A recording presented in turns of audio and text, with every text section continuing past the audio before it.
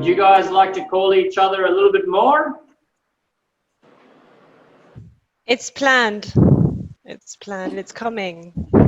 And it's coming. A typical sales process that I would use if I was approached by someone for some kind of coaching or corporate education style of thing is to, 1, start with their problem.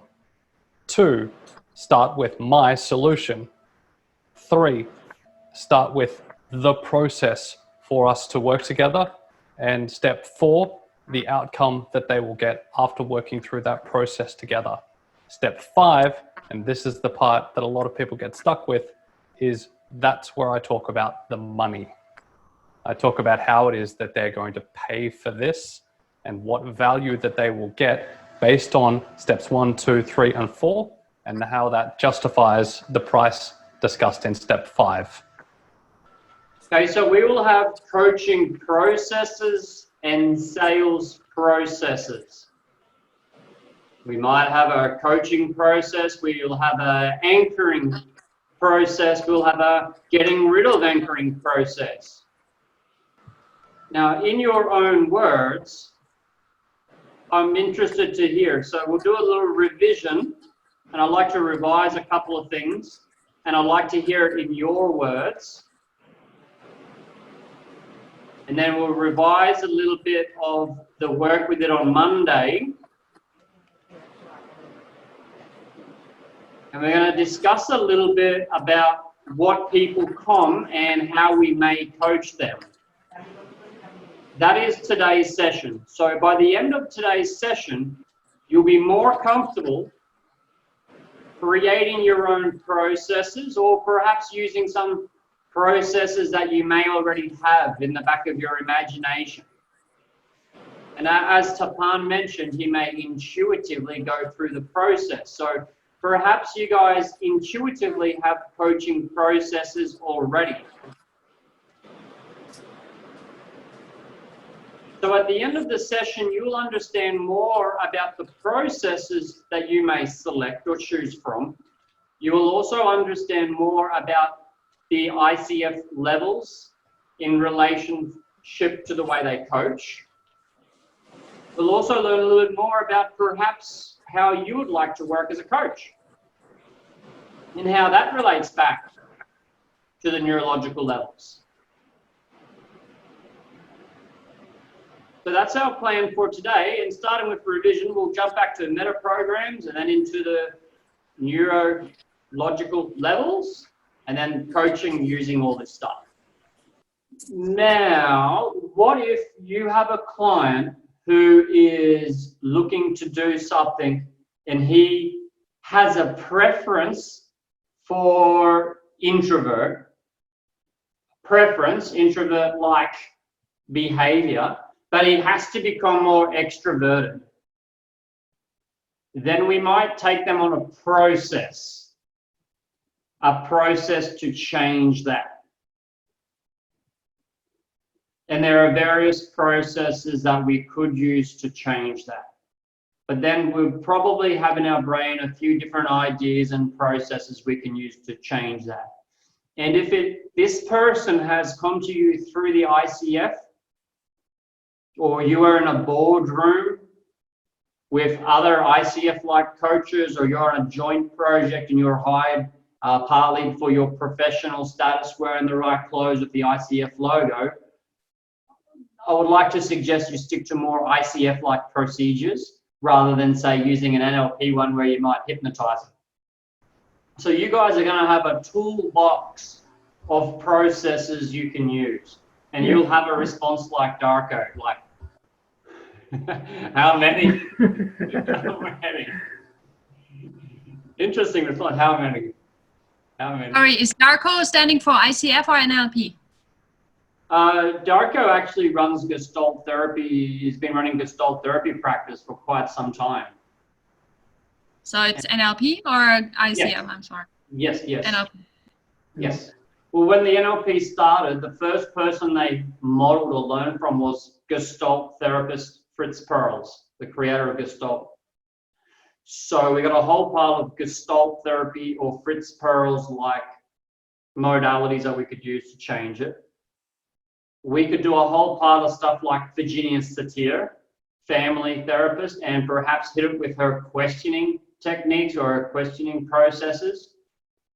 Or we could attack it like the third person they modeled, Milton Erickson, who would use trance, perhaps full hypnosis, or perhaps just telling a story in his old voice, telling a story.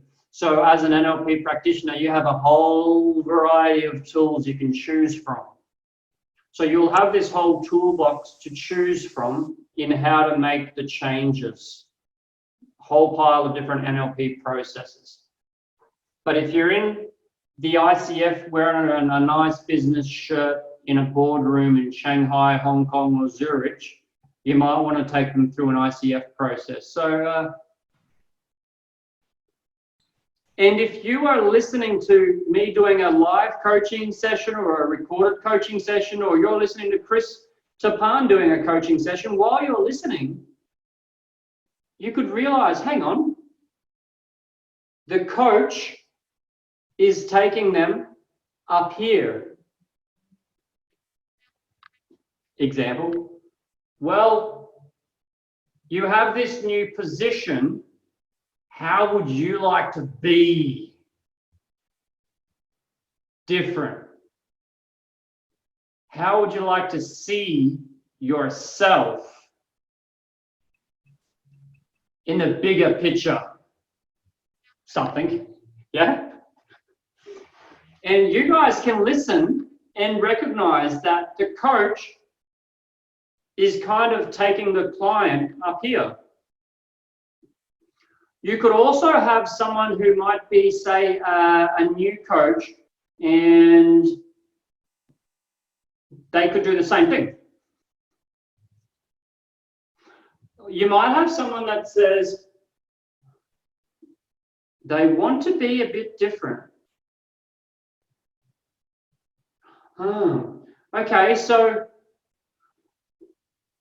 what is it you need to do differently to see more people? What is it you need to do differently?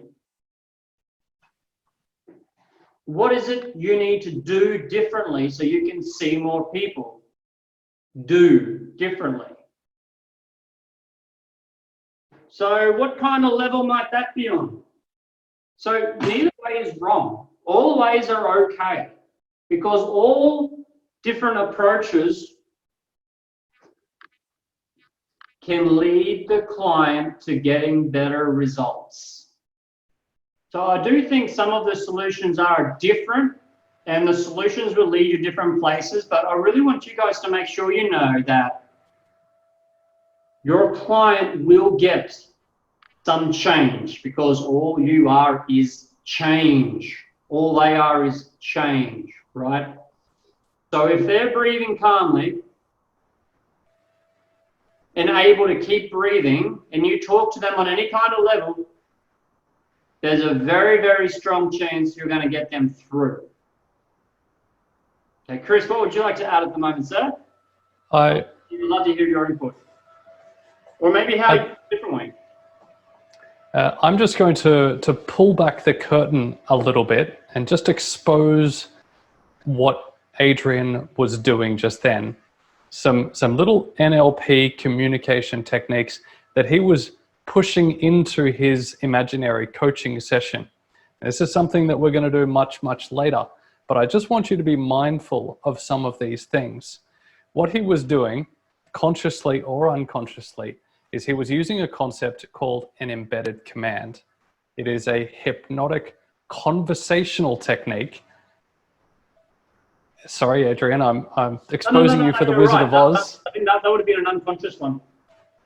So what he was doing was he was changing his delivery of his sentences and placing emphasis on certain elements of the sentence to create in the person's mind a subconscious reaction to the way that the sentence was. So instead of saying, I want you to see yourself in a bigger picture, or how do you see yourself in a bigger picture, he was placing an emphasis on the see yourself in a bigger picture. How do you want to see yourself in a bigger picture? This is a technique which we will learn later, but as I am placing a little marker in the map, you will be able to reference things like that. As we are creating this learning environment for you, we will be using some of these elements of NLP that your subconscious will pick up on, and now your conscious will be aware of too. The reason that I'm doing this is because everything that Adrian has said to you so far has been about language and communication. As a coach, NLP or ICF, your job is a communicator. Verbally or non-verbally, your job is to communicate, because through your communication, you are providing solutions to your client. Whether you choose to go one way or the other, having the skill sets from both of those channels will allow you the flexibility to be able to manipulate yourself to assist the client in a way that they will be most receptive to. Your job is to facilitate change, and by having flexibility in your communication styles, you will be better equipped to create that change that you have been employed to create. Maybe there's something I can share here. What I've noticed is that if you deal with clients, as a coach, you need to, of course, have a process in your mind, right? But you should not let the process control the context, which means don't think too much about what you're going to explain the client, right? If you're going to talk about, I'm going to change your belief system, is this ethical or not? It kind of distracts you from the objective you want to achieve. It all comes down to understanding what the client wants. They always want to go from A to B, right? Always some kind of a transformation. And it's always a matter of seeing to what extent the person understands what's the difference between A and B, and then creating some insight, some aha on whatever it might be, what is preventing the person from A to go to B. Could be a belief, could be a context, could be many different things. And from the moment that aha comes, then you can basically help the client understand, you see, this is because you have a certain belief, or this is because you have a certain habit. Then you can provide the right context for the person to understand that. And you can think about how much you talk about the process or how much you just want to implement the process. The key thing is it's them who have to experience going from A to B, and it's them that need to get the insight. Thank you for sharing, Johnny. Thank you for sharing. Great share. One thing I want to add on, Johnny mentioned something about sometimes things can get. So I want you guys to just kind of make it clear for yourself now. Make it clear for yourself. For me, if someone comes because they want to lose some weight, I might ask them, and what else do you want? And what else do you want? Around a similar level. Because if I'm asking them questions about the same level that they're talking, we're going to be more in rapport. If they're talking about losing weight, I'm going to be a bit extreme here, Len, but this is just a bit not serious. But if they talk about losing weight and I start talking about connecting to higher consciousness, our communication is going to be very out of rapport.